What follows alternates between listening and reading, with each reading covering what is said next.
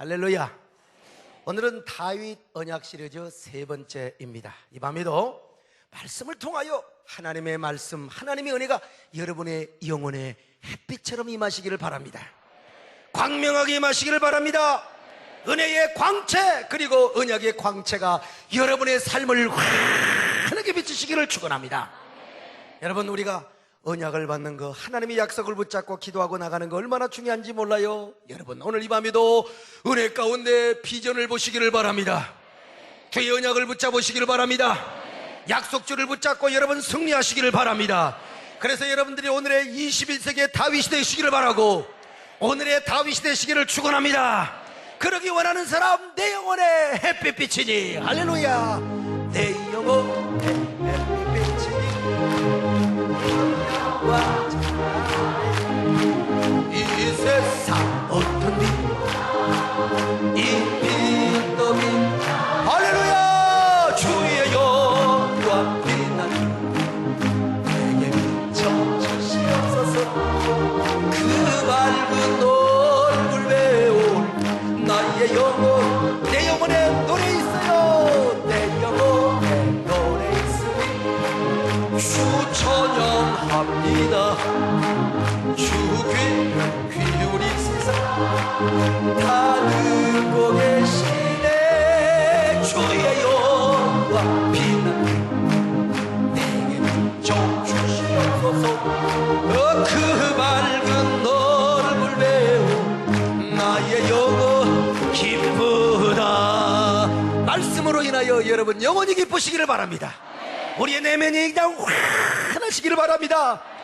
우울한 여러분이요, 무엇 때문에 우울하십니까? 여러분, 우울증이 물러가시기를 바랍니다. 쓸데없는 조증도 물러가시기를 바랍니다. 주님 나의 기쁨이요 햇빛이요 광채 되시기를 바랍니다. 말씀을 통하여. 아멘.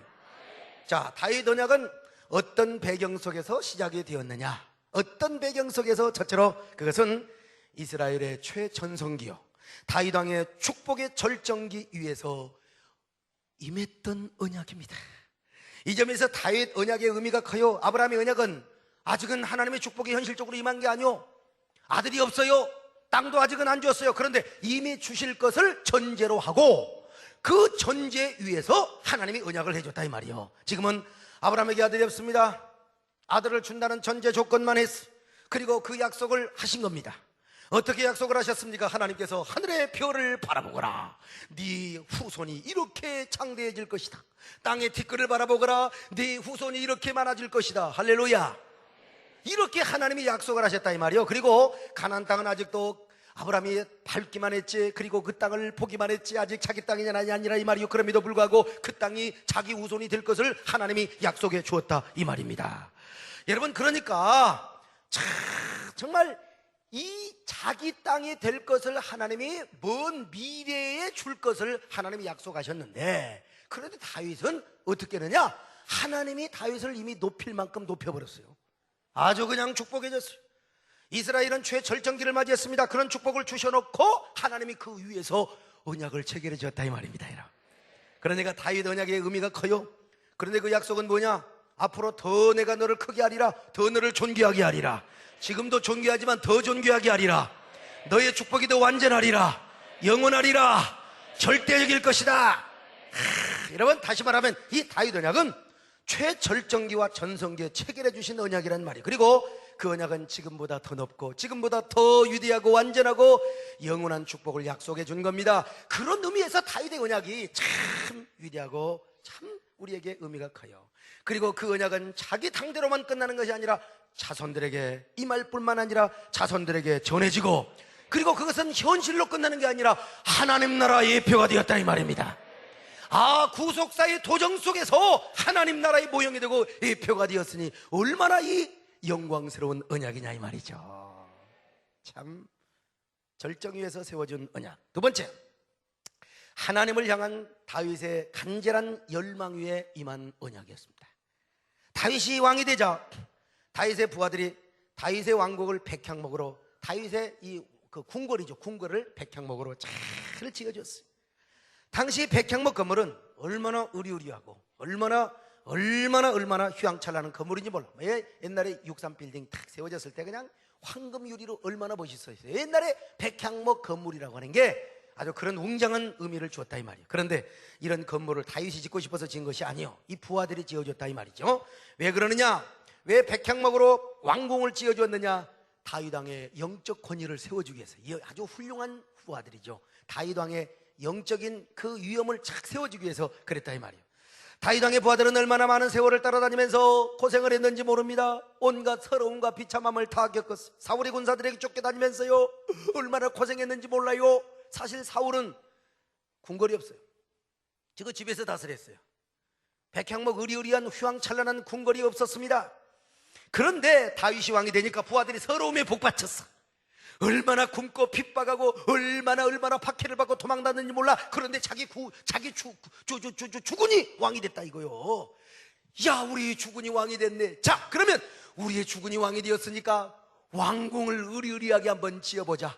왕궁을 멋지게 한번 지어보자. 그래서 다윗에게 백향목 건물 왕궁을 지어줬다 이 말이에요. 그래서 주군으로 모셨던 그 왕의 위상을 높여주고 그 위엄을 높여주기 위하여, 그러니까 사울왕과 대조적이지요. 참 훌륭한 부하들이요. 자, 사무엘하 5장 10절로 11절 같이 봅니다. 시작. 만군의 하나님 여호와께서 함께 계시니 다윗이 점점 강성하여 가니라. 두로 왕 히람이 다윗에게 사절과 백향목과 목수와 석수를 보내매 그들이 다윗을 위하여, 그들이 누구요? 그들이 누구냐? 다윗의 부하들이다 이 말이요. 그래서 이제 이 그들이 백향목으로 궁궐을 딱 지어줬어요. 다윗은 백향목 궁에 거했어요. 그때 다윗은 절대 교만하지 않았어요. 여러분, 하나님의 은혜를 알았다 이 말입니다. 사울은 왕이 되니까요 지가 잘나서 왕이 된 줄 알아요. 자기가 키가 크고 멋있고 자기가 리더십 있고 자기가 똑똑해서 왕이 된 줄 알았어요. 그래서 하나님의 은혜를 몰라. 그러나 다윗은 하나님의 은혜를 알았습니다. 자기가 왕된 것은 하나님이 세워져서 하나님이 자기를 세워주셔가지고 왕이 됐다는 사실을 알았습니다. 자, 사무엘하 5장 12절 같이 봅니다. 시작. 다윗이 여호와께서 자기를 세우사. 누가 자기를 세워요? 여호와께서. 자, 이스라엘 왕으로 삼으시는 것과 그의 백성 이스라엘을 위하여 그 나라를 높이신 것을 누가 높였어요? 하나님이 다윗을 높인 줄로 믿습니다. 이걸 알았다 이 말입니다. 여러분, 오늘도 잘 될수록 하나님이 은혜를 아시기를 바랍니다. 잘 나갈수록 겸손하시기를 바랍니다. 하나님의 은혜를 높이시기를 바랍니다. 하나님이 여러분을 높이고 잘 나가게 해서 복받았다고 여러분 생각하시기를 바랍니다. 하나님 이런 사람에게 은혜를 더 주신다 이 말입니다. 여러분, 이런 사람이 다윗의 줄에 서고 다윗 편에 선 사람이라 이 말이요. 예? 흔히 잘 나가면 자기가 잘나서 잘 된 줄 알아요. 자기가 똑똑해서 그런 줄 알아요. 우쭐해가지고 막 목에 힘이 들어가고 어깨에 막 힘이 들어가지고, 아이고 안녕하십니까, 예, 장로님, 예, 소목사님, 할렐루야. 이라 참. 여러분, 목에 힘이 들어가면 금방 목 부러져요. 그래서 여러분, 선교사님들이 발음을 잘못하면 모교만한 사람들에게 읽어주는 시편 23편, 여호와는 나의 목자라시니. 참, 여러분, 이런 사람이 어떤 사람이냐? 사울의 줄에 서 있는 사람이에요. 사울의 편에 서 있는 사람이에요. 우리가 신앙생활 하면서 줄을 잘 서야 돼요. 절대로 사울의 줄에 서지 마시기를 바랍니다. 사울의 노선에 서지 말기를 바랍니다. 다윗의 노선에 서시기를 바랍니다. 다윗의 줄을 잡으시기를 바랍니다. 이런 사람에게 하나님이 축복하시는 거예요. 여러분, 다윗 줄에 서시기를 바랍니다. 다윗 줄에 서는 사람이 어떤 사람입니까? 하나님의 은혜를 아는 사람입니다. 하나님이 나를 세워준 것을 내가 아는 것이라 이 말입니다. 하나님의 은혜를 붙잡는 사람입니다. 하나님의 은혜를 높이는 사람입니다. 여러분, 이런 사람이 되시기를 축원합니다. 은혜를 알며 살기로 해. 은혜를 알며 살기로 해. 은혜를 알며 살기로 해. 뒤돌아서 언약을 따라, 언약을 따라.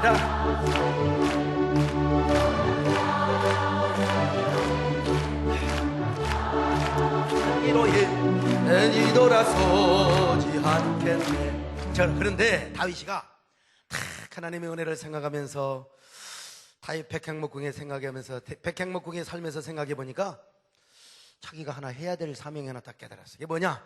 하나님의 언약궤를 자기 성에 가져오는 거예요. 자기 궁 안으로 모셔오라는 거예요.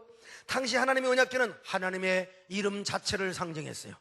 그리고 하나님의 임재 자체를 교훈해 주었어요. 그리고 하나님의 인도와 하나님의 다스림을 의미했다 이 말입니다. 그리고 언약궤 앞에서, 그래서 언약궤 앞에서 하나님을 만나기도 하고 하나님의 음성을 들었어. 그래서 이런 언약궤를 다윗이가 모시고 오고 싶었다 이 말이에요. 그러면 왜 이렇게 모시고 오고 싶었느냐? 이렇게 다윗이 언약궤를 모시고 오고 싶었던 이유는 하나님을 자기의 백향목궁에 모시고 싶었다는 말로 이야기할 수 있어요. 하나님을 내 백향목궁에 모시고 싶다. 그리고 하나님을 자기 궁궐로 모시고 싶었다는 말은 무슨 말이냐? 하나님을 내 궁전의 주인으로 모시고 싶다. 하나님을 나의 왕으로 모시고 싶다. 나는 이스라엘의 형식적인 왕이다. 나는 껍데기 왕이다. 진정한 왕은 당신이십니다. 진정한 이스라엘의 왕은 하나님이십니다. 하나님이 이 궁의 주인이십니다. 이 궁을 다스려 주옵소서. 이 나라를 다스려 주옵소서. 이런 의미에서 하나님의 언약궤를 가져오기를 했다 이 말이에요. 그렇게 해가지고 다윗은 뭘 받고 싶어? 복 받고 싶겠죠. 복 받고. 언약궤가 오벳에돔 집에 석 달 동안 있었을 때 엄청난 복을 받았어요. 오벳에돔이가 언약궤를 잘 모셔가지고 얼마나 축복을 받았어요. 이 소문을 다윗이가 들었어요. 그래서 다윗은 하나님을 주인으로 모시고 인생의 주인뿐만 아니라 정치적인 주인, 정치적인 왕으로 모셨다 이 말입니다 여러분. 다윗은 언약궤를 잘 모시면요 하나님이 큰 축복을 주시리라고 믿었던 것 같아요. 특별히 언약궤 안에는 뭐가 있어요? 십계명을 비롯하여 언약서가 있어요. 언약서. 십계명 두 돌판을 비롯하여 하나님의 언약서가요.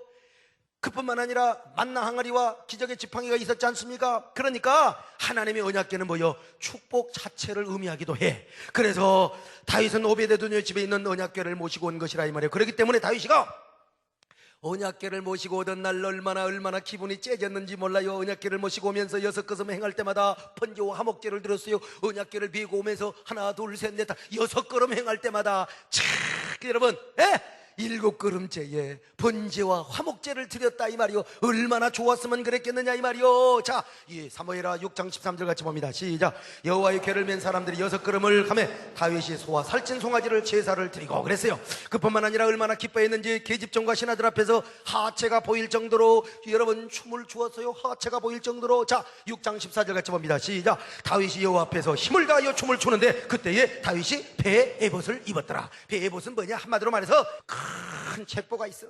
큰 책보가 있는데 구멍을 하나 딱 뚫었어. 그리고 그걸 대갈통에다 딱 집어넣으면 그냥 통옷이라고 생각하면 돼요. 자, 이것을 입고 이제 춤을 추는 거예요. 우리 주위의 선. 그러면 이제 뭐가 보이느냐?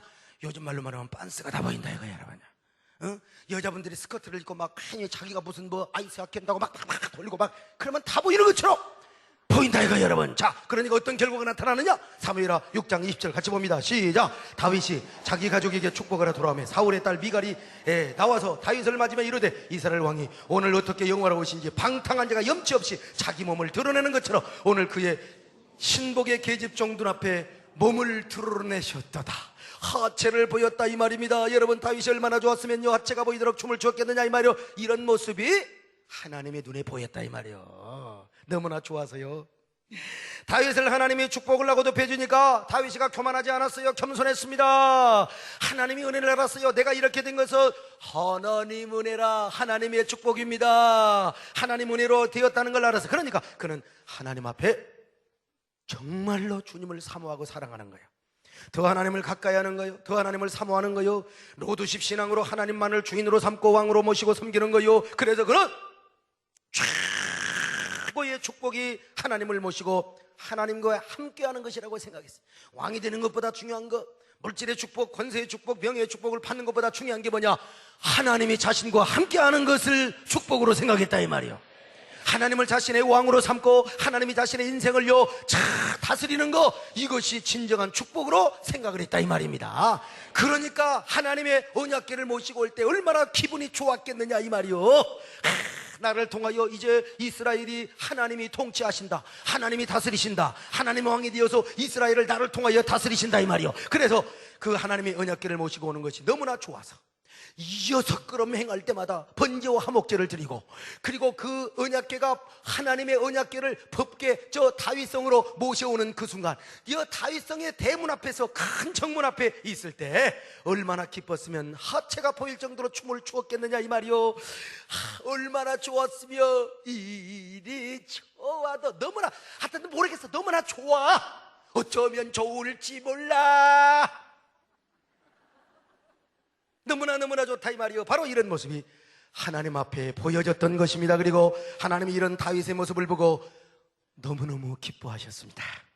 다윗의 이 로드십 신앙을 보시고 하나님께서 다윗에게 점수를 많이 주었어요. 다윗이 하나님의 눈에 들었단 말입니다. 그래서 이런 다윗에게 하나님이 오냐, 내가 너에게 터복을 줘야지, 내가 너에게 언약을 주고 내가 축복의 철정의 언약을 줘야지. 하나님이 인간적인 표현으로 하면은 하나님이 이렇게 마음을 먹었다 이 말이요. 여러분도 복 받으면 복 받을수록 하나님을 더 가까이 하시기를 바랍니다. 축복을 받지 못하거나 축복을 오래 소유하지 못할 사람은요, 축복을 받으면 하나님과 자꾸 멀어져요. 바보가. 아니 속이 있는 놈들은 아버지가 자전거 사주면 그 자전거 때문에 아버지를 더 잘해줘야지. 자식이 자전거 사주니까 아버지는 어디 가라고 자전거밖에 몰라. 이게 바보야. 어린애는 그럴 수 있다 하더라도 여러분들은 절대로 그러지 마시길 바랍니다. 내가 잘나서 그러지 말고, 여러분 그러지 마시고, 내가 똑똑해서 그런지 마시고, 여러분 교만하지 말고 언제나 하나님을 더 붙잡으시기를 바랍니다. 정말로 복받을 사람은요, 하나님의 약속을 더 붙잡습니다. 하나님을 더 사랑합니다. 하나님을 더 사모합니다. 더 가까이 합니다. 하나님을 왕으로 모신다 이 말입니다. 나의 주권으로 모신다 이 말입니다. 이 사람은 진짜 인생의 축복을 무엇으로 생각하는 줄 아십니까? 진짜 축복은 뭐냐? 하나님이 나와 함께 하시는 겁니다. 하나님이 나의 왕이 되시는 겁니다. 그것이 나의 최고의 기쁨이라 이 말입니다. 아니, 하나님이 자기와 함께 할 뿐만 아니라 나의 왕이 되고 주인이 되어서 나의 인생을 다스리는 겁니다. 여러분의 회사를 다스리는 겁니다. 하나님이 핸들링하는 겁니다. 하나님이 운전하시는 겁니다. 하나님이 이끌어가는 겁니다. 자, 하나님이 내 인생의 주인이 되고 내 인생의 기업이 되고 내 생업장의 왕이 된다고 하는 것은 내 인생의 최고의 보화요, 내 인생의 최고의 배경이요, 내 인생의 최고의 재산으로 믿는다 이 말이죠. 그러니까 하나님이 함께 하시면 즐거운 거요, 하나님이 왕이 되시면 기쁜다 이 말이요. 오늘도 하나님이 나의 왕이 되셨다, 내 안에 오셨다, 나를 다스린다. 그러니까 나는 하나님 앞에 기뻐한다. 하나님이 왕이 되셨는데 왜 내가 기뻐하지 않겠느냐 이 말입니다. 하나님이 왕으로 내게 오셔서 나를 다스리고 통치하는데 내가 왜 기뻐하지 않고 왜 내가 즐거워하지 않느냐. 춤을 추며 찬양할 수밖에 없는 거죠. 춤을 추며 노래할 수밖에 없는 거죠. 춤을 추며 노래하는 여러분들이 되시기를 바랍니다. 아멘. 우리 주의 성령이 내게 주를 찬양합니다. 우리 주의 성령이 내게 주를 찬양합니다. 어려옵니다. 찬양합니다. 주를 할렐루야. 찬양합니다. 찬양합니다. 주를 찬양합니다. 우리 주의 성령이 내게 임하여 춤을 추며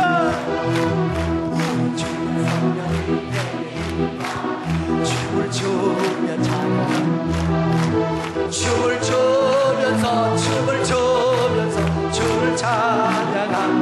할렐루야. 춤을 추면서 주를 찬양합니다. 예수님이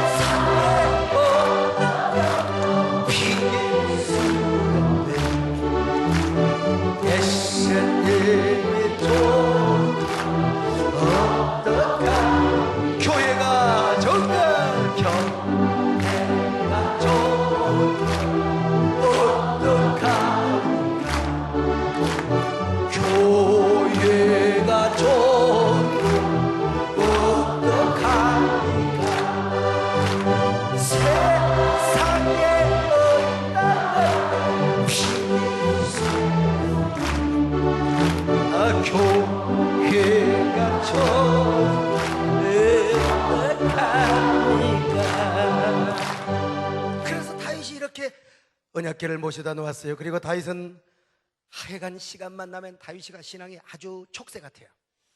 얼마나 아주 그냥 뭡니까 신앙이 아주 그냥 촉새 같고 또 뭐라고 해야 돼, 방정을 때려 맨날 가가지고 하나님의 언약궤 앞에 가서 기도하고 찬양하는 거요. 맨날 뭐 생각이 나냐, 조금만 틈이 나면 뭐 하는 거요. 연애하러 가는 사람처럼 하나님의 언약궤 앞에 가서 언제나 서나 주님 생각, 언제나 서나 주님 생각. 그리고 이제 언약궤 앞에 와서 막 기도하고 찬양해서, 유대인들은 극성맞은 신앙인들은요, 예, 하루에 7번씩 찬양을 했어. 아마 다윗도 분명히 7번씩 찬양하고도 남았을 거요. 하나님, 당신이 백향목 궁궐의 진정한 주인이십니다. 당신이 이스라엘의 진정한 왕이십니다. 그러니 당신이 이 궁궐에서 진정한 왕 노릇을 하여 주옵소서. 나는 껍데기 왕입니다. 나는 그저 로봇에 불과합니다. 하나님이 왕이 되어 주옵소서. 시온을 다스려 주옵소서. 예루살렘을 다스려 주옵소서. 이스라엘을 다스려 주옵소서. 아니, 온 천지를 다스려 주옵소서. 그러면서 7번 찬양을 하고도 남았으니, 왜? 유대인들은 그랬으니까. 자, 시편 119편 164절 같이 봅니다. 시작. 주의 의로운 규례들로 말미암아 내가 하루 7번씩 주를 찬양하나이다. 뭐 다윗이도 그러고도 남았을 거요. 왜? 하나님이 좋았으니까. 하나님의 은혜를 끝까지 하는 사람이었어요. 하나님의 은혜를 알고 하나님 앞에 감사하고, 그러니까 시간 있을 때마다 언약궤 앞에 가서 기도하고 찬양하고, 기도하고 찬양하고, 주의 율법을 육상하며 주의 말씀을 묵상하며. 자, 그런데 이런 다윗에게 또 한 가지 마음이 생겼네. 또 한 가지 마음이 생겼는데, 하나님 앞에 너무나 죄송한 마음이 생긴 거예요. 너무나 죄송스럽게도 당시에 가장 좋고 위대한 우리한 백향목 궁궐에 자기가 그에 딱 생각해 보니까 너무나 죄송하는 거예요. 그런데 하나님의 언약궤는요, 휘장 가운데 있거든요. 자기는 백향목 궁이 그거, 하나님의 언약궤는 다윗의 궁궐에 조그만한 궁궐 저쪽에 조그만한 휘장 아래 하나님의 언약궤가 있다 이 말이요. 그러니까 너무나 죄송하다 이 말이요. 너무나 죄송해. 오늘 우리도 그래야 된다 이 말이요. 우리도 하나님의 축복을 너무너무 많이 받으면 먼저 감사하는 마음이 되시길 바랍니다. 예. 그런데 감사하는 마음과 동시에 여러분, 우리는 송구한 마음이 들어야 된다 이거예요. 너무너무 죄송해요. 내가 이렇게 좋은 아파트, 요즘은 신망 다녀보면 이 아파트가 너무나 좋아. 너무나 전부 그냥 보통 그냥 50평 60평 70평 와, 그래가지고 막 나무바닥에 너무나 막 그냥 의리의리, 막 백향목보다 더 의리해. 입에 니스를 칠해놔가지고 한 번은 보니까 바퀴벌레가 도망을 못하고 그 자리에서 또 죽여버려 그냥. 이래 좋은 아파트에서 커튼만 열면 참 아름다운 아주 한성 CC를 비롯하여, 아니면 뭐 야산, 큰 산, 작은 산을 끝없이 산이 쫙 보여. 여름에는 막 뻐꾸기 소리가 들려요. 막 뻐꾹. 그리고 막 소쩍 새소리가 들리더니 막 소쩍동. 자, 여러분, 이런 아파트에서 맨날 텔레비만만 보고 그냥 오징어만 수리비만 뜯어먹고 살기가 너무나 미안해. 막 살고만 먹고 그냥 배부르니까 그냥 살고 싶은데 팩 뱉고 말이죠. 송구스러운 마음이 들어요. 우리 남편 잘 되고 우리 자녀는 공부 잘하죠. 그리고 풍요로운 축복에서 너무너무 행복하게 살고 있으면 이상하게 하나님 앞에 어쩐지 마음이 드는 거예요. 어쩐지 마음이 막 미안해. 막 미안해가지고 하나님 앞에 나올 때마다 미안해. 쏘리 내깐 먼저 소리. 미안한 마음이. 그래서 하나님 앞에 나와서 내가 작정 기도를 해야 되겠구나. 새벽 기도도 하고, 그리고 또 예배를 안 빠지며 철야 기도를 나오고, 그리고 또 죄송하니까 다 전도하러 다니고, 참 나팔 불러 다니고, 그리고 또 그래도 미안하니까 감사헌금하고, 그리고 건축헌금하고, 또 무슨 교회가 별려가지고 참전용사 헌금도 만들어 놓고, 그러니까 또 하고 할렐루야. 이게 은혜 받은 사람의 특징인 줄로 믿습니다. 다윗이가 그랬다 이 말입니다. 다윗이가 하나님 앞에 받은 축복이 너무나 커서 죄송하고 송구스러운 마음이 가득했어요. 다윗이가 잠이 안 와 어느 날 저녁에 아마 이런 생각이 들었던 것 같아요. 나는 이 웅장한 궁궐보다 더 위대한 웅대한 휘황찬란한 하나님의 성전을 지어야 되겠다. 내가 근동 지역에서 가장 우람한 성전을 지어야 되겠다. 그 우람한 성전의 언약궤를 모시면 될 것이냐 아니냐.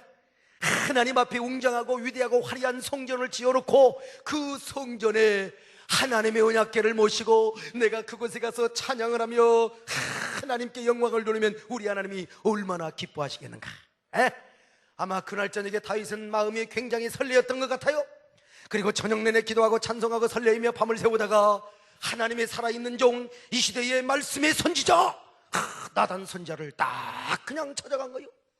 이 시대에 다윗 왕이 있었더라면 나를 찾아왔으면 얼마나 좋을까. 다이당에 다 나단 선지자에게 가가지고 뭐라고 있어요? 아이고 선지자님 내가 미안해 죽겠구만요. 내가 송전을 하나 짓고 싶구만요. 자, 사무엘하 7장 2절 같이 봅니다. 시작. 왕이 선지자 나단에게 이르되 볼지어다 나는 백향목공의 살건을 하나님의 궤는 휘장 가운데 있도다. 이게 옛날 말로 이렇게 있어서 그렇지 사실은 선지자님이요, 보세요, 나는요 백향목에게 살고 있는데요 하나님의 궤가 휘장 가운데 있어서 내가 너무나 미안해요. 내가 너무 쏘리쏘리하구만요. 그러니까 내가 먼저 성전을 지어야 되겠구만요. 할렐루야, 그 말이요. 지금 다시 말씀드립니다만 여러분, 다윗이가 왜 이렇게 성전을 지으려고 했느냐? 자신의 능력을 과시하려고 하는 것도 아니요, 자기가 성전 지어놓고 말이요 자신의 능력과 자신의 권위와 업적을 과시하려고 하는 것이 아니요, 순수하게 하나님을 사랑했던 것입니다. 하나님의 언약궤를 정말 위엄스럽게 모시고 싶은 마음 때문에 여러분 성전을 건축하려고 했다 이 말이요. 다윗이가 그렇게 우람하게 성전을 건축하려고 하는 것은 두 가지로 말씀드릴 수 있어요. 아까도 말씀드렸지만 먼저 뭐냐? 하나님의 언약궤를 웅장한 성전에 모시고 싶었던 거예요. 하나님이 다윗의 주인이 되고 왕이 되기를 원했던 겁니다. 나는 껍데기 왕이요, 하나님이 진정한 왕입니다. 하나님의 언약궤 오셔서 이 궁궐을 다스려 주옵소서. 그리고 이 이스라엘을 다스려 주옵소서. 그러면 언약궤를 모셔왔으면 될 거 아니요. 근데 그게 아니라 이 말이요. 언약궤를 쪼자는 저 천막에다가 모시면은 자기가 너무나 쪽팔리고 죄송하다 이 말이요. 그래서 이제는 하나님의 거룩한 성전을 막 그냥 엄청나게 지어놓고 이제는 그 언약궤를 다 거기다 모시는 거예요. 그러면 뭐냐? 그 당시에 어떻게 짓느냐? 자기의 궁궐보다도 더 우람하게 짓고 자신의 백향목 궁궐보다도 더 위험스럽게 짓는 거예요. 그래서 어느 고대 근동에 어떤 신의 신전도 따라올 수가 없어요. 하나님의 언약궤를 다 거기다 모셔놓으면, 야, 블레셋 다곤신을 섬겼던 신전 웃기지 마라. 우리 하나님은 왕중왕이시다. 우리 하나님은 신중의 신이시다. 우리 하나님은 완왕의 왕이시다 말이요. 그래서 그 우람하고 웅대한 건물을 짓고 다 그렇게 하면은 바로 그 시대의 사회와 문화와 그 마인드 속에 우리 하나님의 존재의 위엄, 하나님의 그 웅대 무비한 임재, 하나님의 그 위엄의 통치를 외적으로 한번 보여주고 싶었던 거요. 요즘 그런 얘기면 웃기는 거죠. 예배당 크게 지어놓고 하나님 이렇게 위대하, 예배당보다 큰 호텔 건물과 63빌딩 앞으로 100층 건물 얼마나 많이 나오고 있어요. 그 말이 안 돼. 그러나 옛날에는 그랬다 이 말입니다. 감히 근동 지역에서 어느 신도 비교가 될 수 없을 위대하고 웅대무비한 하나님의 이미지를 보여주고 싶었어요. 하나님의 위용, 하나님의 그 권세, 그 웅장함을 아주 그냥 건물을 통하여 절대적으로 보여주고 싶었다 이 말입니다. 오늘 건물 가지고 이런 얘기하면 참 웃기는 얘기지만 당시의 사회 배경과 문화 속에서는 그럴 수 있어요. 그러니까 한마디로 말이야, 하나님의 위엄에 대한 이미지 선교였다 이 말이요. 이미지 선교를 하고 싶었어요. 여러분, 우리가 왜 이런 얘기를 하느냐, 왜 우리가 참전용사 행사도 하느냐? 첫째는 보은의식, 그리고 한미오정전 여러 가지 있지만 또 하나 여러 가지 의미 가운데 이미지 선교를 한다 이거예요. 이미지. 왜 우리가 여러분 문화 행사를 하느냐? 왜 우리가 뭐 점프라든지 난타라든지 왜 이런 그 지역사회 문을 열어놓고 이런 일을 하느냐? 이유는 하나요, 이미지 선교다 이 말이에요. 여러분, 문화 선교다 이 말입니다. 여러분, 그뿐입니까? 이스라엘 안팎을 향하여 이스라엘 나라야말로 하나님이 다스린다. 어떻게 다스리냐? 그냥 다스리는 게 아니라 웅대하게 다스린다. 아주 그냥 뭐요? 그냥 위엄을 가지고 다스리신다. 우리 하나님의 통치는 절대 통치다. 웅장한 통치다. 위엄한 통치다. 이걸 보여주고 싶었다 이거예요. 다윗이가 이걸 성전의 웅장한 성전의 모습을 통하여, 이게 뭐냐? 다윗의 거룩한 의협심, 다윗의 거룩한 의협심이라 이 말이에요. 여러분, 이런 의협심을 가지시길 바랍니다. 교회가 이래서는 안 돼야지, 하나님의 이름이 땅에 떨어져서는 안 돼야지. 그래가지고 그냥 영화 감독은요, 하나님의 이미지 선교를 위해서 영화도 만들어보고, 다음 주에는 우리 또 선 목사님이 글을 쓰러 간다고 하니까 도대체 일주일 만에 소설이 나오는지 나는 모르겠지만 아무튼 간에, 아무튼 주여, 문학자는 문학자대로, 과학자는 과학자대로, 그리고 목회자는 목회자대로, 여러분 돈 버는 사람은 돈 버는 사람, 여러분요 이미지 선교, 문화 선교 많이 하시길 바랍니다. 할렐루야. 어떤 것을 가지고, 의협심을 가지고 말이죠. 옆 사람 보고 인사하지 마세요. 어쩌면 그렇게 집사님은 의협심이 가득하게 생기셨어요. 의협심. 이렇게 다윗은 거룩한 의협심을 가지고 하나님의 임재의 위엄뿐만 아니라 하나님의 통치의 위엄을 보여주고 싶었어요. 그렇게 보여주면서 다윗은 하나님의 성전에 나가서 찬양하고 싶었겠지요. 그 웅장한 성전에 가서 이스라엘의 성전에 왕으로 임재하신 하나님을 향하여 두 팔을 벌리며 찬양하고 싶었겠지요. 이스라엘을 다스리고 통치하시는 왕, 근동의 왕 중에서 왕이요, 신 중에서 신이요, 하늘의 하나님이요, 위대한 여호와 하나님이요, 하늘 보좌에서 온 세계를 다스리고 통치하시는 하나님, 이 하나님을 노래하고 싶었겠죠. 만민 중에 이 하나님을 선포하고 싶었겠죠. 그 성전에 가서 하나님을 찬양하고 선포하고 싶었을 겁니다. 내가 만민 중에 주님을 찬양하며 선포합니다. 내가 만민 중에 오 주께 감사하며 주님을 찬양하리. 열방 중에서 주의 인자는 커서 하늘에 미치고 주의 진리는 넓은 궁창에 일어나네. 하늘 위에 높이 들리며 주의 영광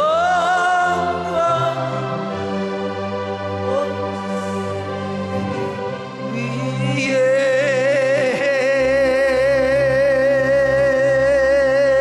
시편 108편 3절 5절을 보겠습니다. 시작. 여호와여, 내가 만민 중에 주께 감사하고 문나라 중에서 주를 찬양하오리니 주의 인자하심이 하늘보다 높으시며 주의 진실은 궁창에까지 이르나이다. 하나님이여, 주는 하늘 위에 높이 들리시며 주의 영광이 온 땅에 높임 받으시기를 원하나이다. 원하나이다. 하나님의 거룩한 나라, 신정주의 나라 이스라엘이야말로 거룩한 하나님의 나라다. 제사장 나라다. 거룩한 신정주의 나라다. 이걸 보여주고 싶었어요. 자신의 기도와 찬양과 성전 건축을 통하여 이런 의협심이 있었어요. 자, 그런데 하나님께서 이런 다윗을 향하여 참자 이렇게 말씀하시네. 자, 사무엘하 7장 5절로 7절 같이 봅니다. 시작. 가서 내 종 다윗에게 말하기를 여호와께서 이같이 말씀하시되 내가 나를 위하여 내가 살 집을 건축하겠느냐. 내가 이스라엘 자손을 애굽에서 인도하여 내던 날부터 오늘까지 집에 살지 아니하고 장막과 성막 안에서 다녔나니 이스라엘 자손과 더불어 다니는 모든 곳에서 내가 내 백성 이스라엘을 먹이라고 명령한 이스라엘 어느 지파 가운데 하나에게 내가 말하기를 너희가 어찌하여 나를 위하여 백향 목집을 건축하지 아니하였느냐고 말하였느냐. 여러분, 이거 참 제가 여러 번 말씀드렸지만 언뜻 보면 하나님께서 다윗을 굉장히 부정적으로 대하시는 모습처럼 보여요.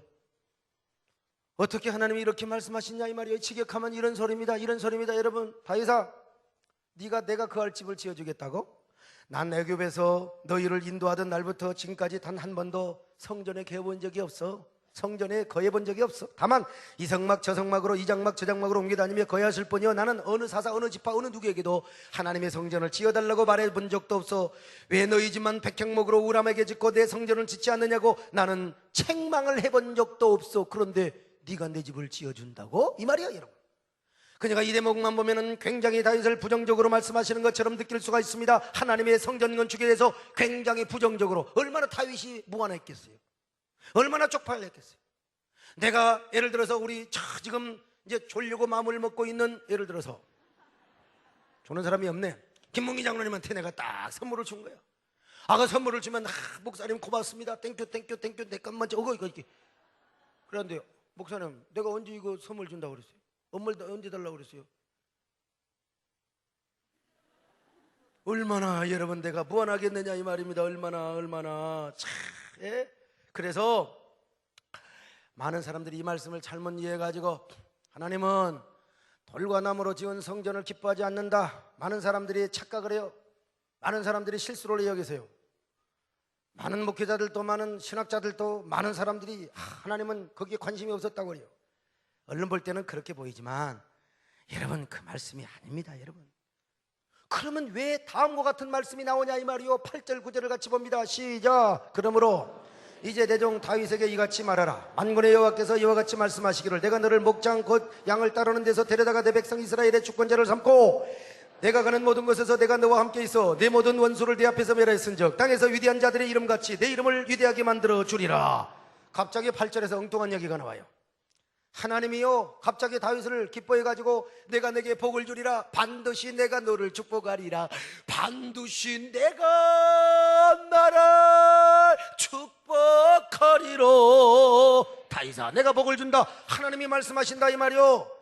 아니 8절은 그러므로라는 말로 시작됩니다. 그러므로 다윗에게 복을 준다는 거요.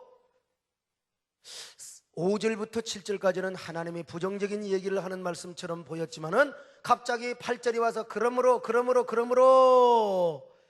하나님께서요 그래도 복을 주시겠다. 예를 든다면 네 마음이 너무나 가상해서 나는 본래 성전을 기뻐하지 않으니까 나는 돌과 나무로 지은 성전을 기뻐하지 않으니까 그래도 네 마음이 가상해서 내가 복을 주겠다. 그러려면 접속사가 그러나 혹은 그럼에도 불구하고 그럴지라도 이렇게 나와야지.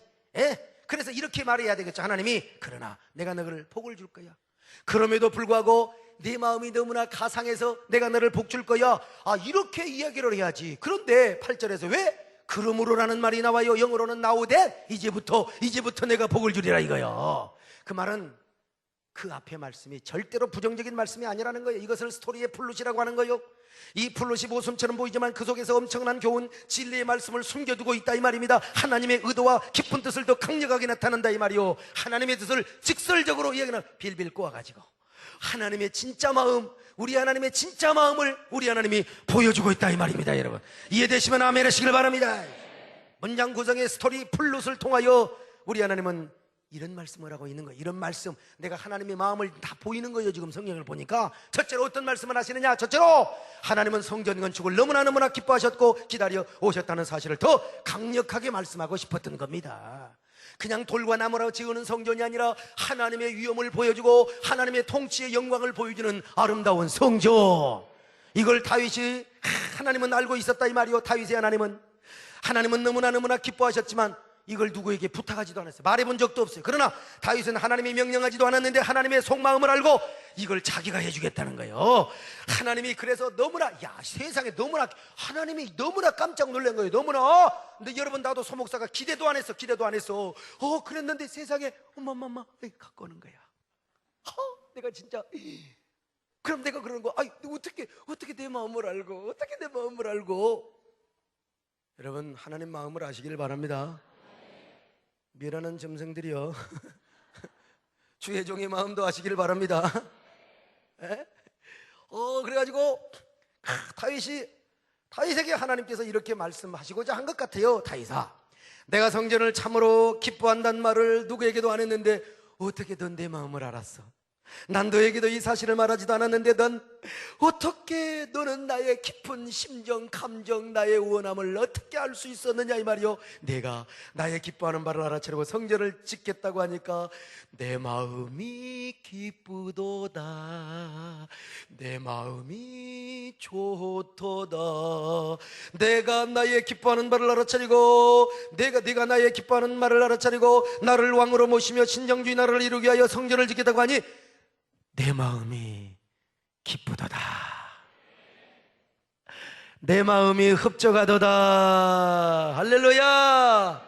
두 번째는 어떤 말씀을 하셨느냐 이 말이요. 이 말씀을 하시려고 한 거요. 하나님은 지금까지 스스로 감동에 대해서 자원하는 마음으로 성전 건축할 자를 기다리셨다는 사실을 강조하고 싶어서 이렇게 하신 겁니다. 자원하는 자를 찾았어요. 하나님은 너무너무 성전을 기뻐하시기 때문에 억지로 불평하면서 나 안 할래 안 할 거야 이런 사람 하나님 싫어하셨어요.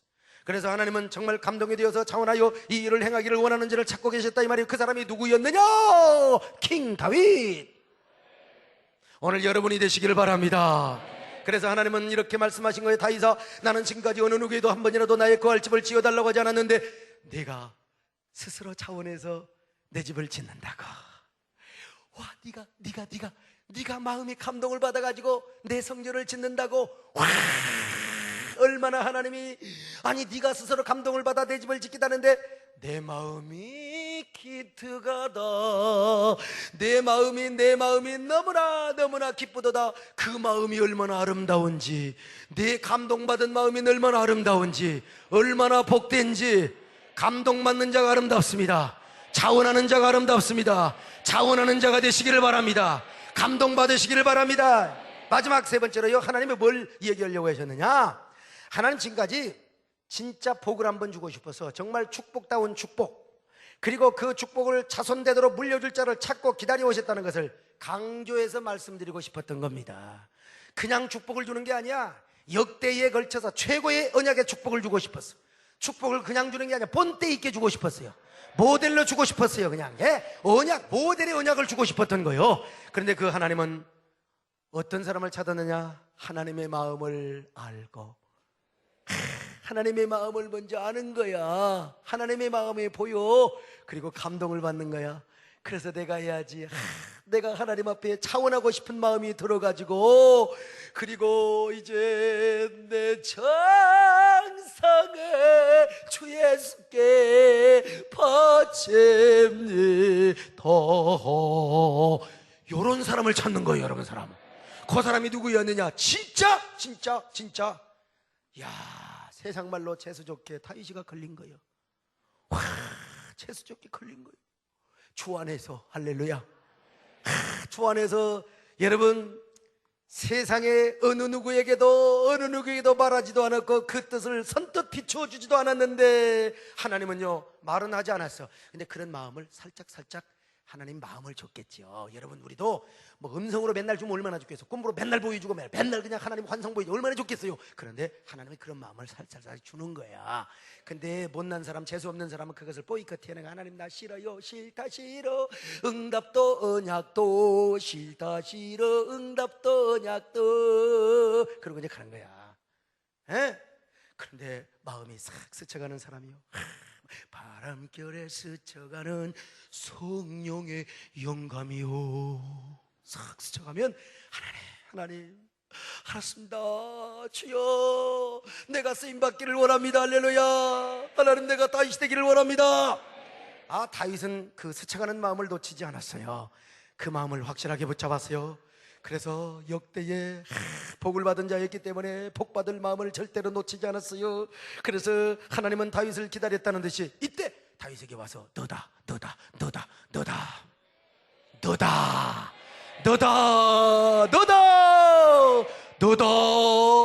졸고 있는 사람이 너가 아니라 복받을 사람이 너다. 그래가지고 하나님이 언약을 쫙 체결해 준 거예요. 기다렸다는 듯이. 이때 언약의 내용은 정말 지금까지 받은 다윗의 축복과는 이건 게임이 안 되는 거예요.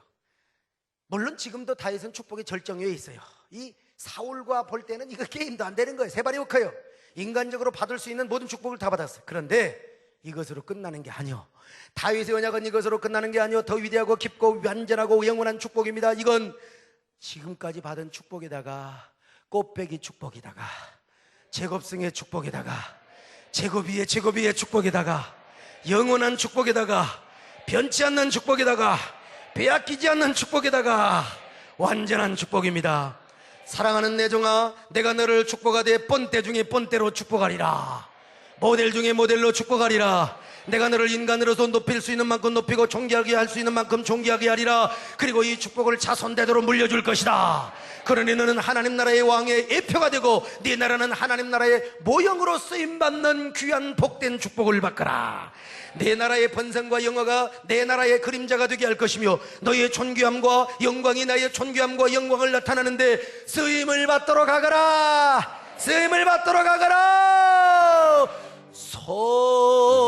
사랑한다 아들아,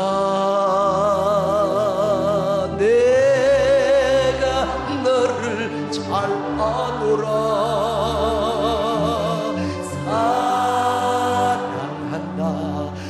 내 종아, 내가 너를 축복하리라. 반드시 내가 너를 축복하리라. 반드시 내가 너를 축복하리라. 반드시 내가 너를 들었으니 전지는 별에도 나의 약속. 영원히 변치 않으리. 할렐루야. 두려워 난다.